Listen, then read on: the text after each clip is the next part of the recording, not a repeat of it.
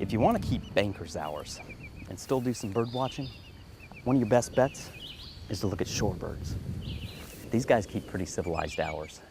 You don't look for them out here singing in the morning. You look for them when they're out here foraging. So especially during migration, first couple weeks in May, you can come out here right in the middle of the day to my favorite spot to see shorebirds, which is this wonderful large marsh that's exposed when Lake Hartwell's down on 18 Mile Creek.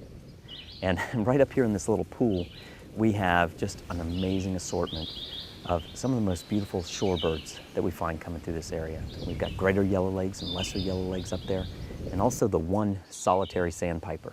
You're wondering how it gets that name? There's one of them out there. We've got 4 yellowlegs, greater yellowlegs, 1 lesser yellowleg, and 1 solitary sandpiper. Right now, they're coming out of the grass and starting to forage. When we first got here, they were bobbing their heads up and down.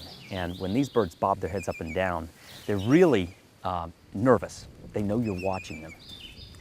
This is a perfect opportunity to see the difference between the greater yellowlegs and the lesser yellowlegs, because right now, they're standing right side by side.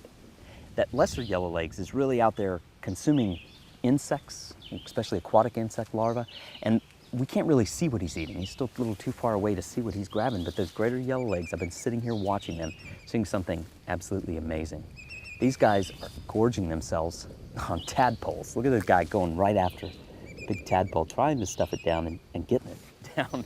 That's something amazing because I haven't even seen that listed in the literature as being a major part of their diet. But this year, we've had a little bit of rain in the spring. It's filled up these temporary ponds, provided a perfect place for those frogs to breed, and there's just an abundance of tadpoles here, and that may be why they've stayed here so long. And that's really what I love about shorebirds. Super long distance migrants. They may come from South Florida, Central America, South America, all the way up into North Carolina, South Carolina, and they continue all the way up to Canada. And they may only spend a few weeks on the wintering ground, a few weeks in the breeding ground, and really just as much time here.